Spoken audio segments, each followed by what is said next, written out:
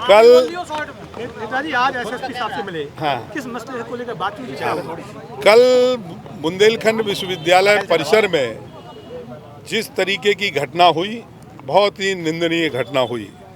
हमारे देश के नेता, हम लोगों के आदर्श माननीय मुलायम सिंह यादव की पुण्यतिथि का कार्यक्रम लोगों ने, बच्चों ने आयोजित किया था।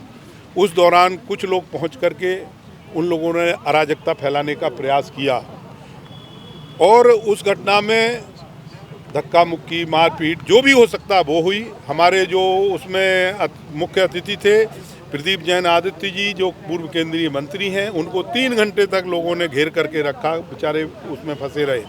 हमारे पूर्व विधायक दीपनारायण सिंह जी, थोड़ा चूंकि उनको कहीं कार्यक्रम था तो निकलना पड़ा, तो वो थोड़ा पहले निकल गए इस वजह से। लेकिन उनकी जो योजना थी वो इस तरीके की योजना थी कि इन लोगों को हम बंधक बना के रखें। तो इस घटना की मैं घोर निंदा करता हूं। इस तरीके की घटनाएं लोकतंत्र में नहीं होनी चाहिए। रात में जिला प्रशासन ने एक तरफा मुकदमा कायम कर दिया, जबकि दोनों लोगों के प्रार्थना पत्र थे। उन लोगों के प्रार्थना पत्र पर मुकदमा कायम कर दिया और कुछ लोगों को गिरफ्तार भी किया।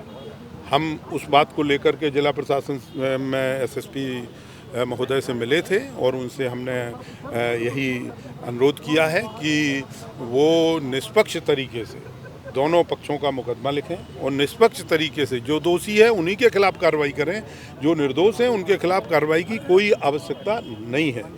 और जिला प्रशासन ने हमें ये आश्वासन भी दिया है कि आप बिल्कुल निश्चिंत रहिए, एक भी निर्दोष व्यक्ति के खिलाफ कार्रवाई नहीं होगी और दोषी व्यक्ति कोई बचेगा नहीं।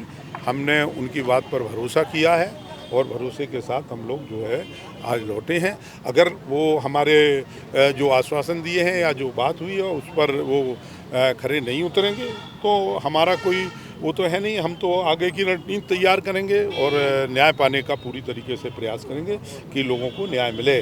आगे की रणनीति क्या रहेगी? आगे की रणनीति अभी बताने की आवश्यकता नहीं है। आगे की रणनीति तो ऐसी ज़बरदस्त रहेगी कि जो अन्याय हम अभी तो ये पार्टी कार्यकर्ताओं के ऊपर अन्याय किया, जनता के ऊपर कितना अन्याय हो रहा है सब लोगों को पता है। किस तरीके से लोग बोल नहीं पा रहे हैं, अन्याय अत्याचार हो रहा है।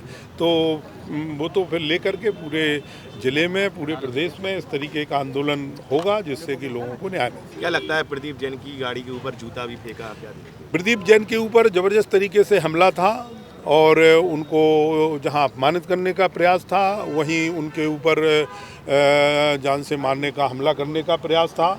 मैं इसकी निंदा करता हूं। जिला प्रशासन से यही आग्रह किया है कि इसकी निष्पक्ष जांच कराई जाए और इस पर जो दोषी हैं, जिन्होंने वीडियो हैं उनके पास, उसके खिलाफ सख्त कार्रवाई होनी चाहिए। अगर कार्रवाई नहीं होगी तो फिर तो निश्चित रूप से संघर्ष होगा। नेताजी, एक तरफ तो आप लोग कहते हैं जुल्म की सरकार है, ये ज्यादती कर रही है, और दूसरी तरफ आप इन्हीं से न्याय मांगने आते हैं, तो कैसे? अब ये देखिए, ये संवैधानिक प्रक्रिया है, हम मानते हैं। हमने कहा भी है कि कितना मिलेगा कितना नहीं मिलेगा ये, लेकिन हम कानून को हाथ में नहीं ले सकते। हम कानून के मानने वाले लोग हैं, कानून में भरोसा है और ये कानून के रक्षक हैं। तो हम इन्हीं से कहेंगे, कुछ भी बात होगी,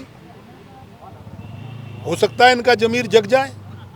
सोया हुआ लग रहा है। वही कह रहे हैं, इनका जमीर जग जाए और न्याय दिला दें। तो अगर न्याय दिला देंगे तो अच्छी बात है, और न्याय नहीं दिला पाएंगे तो हम फिर आगे संघर्ष करेंगे।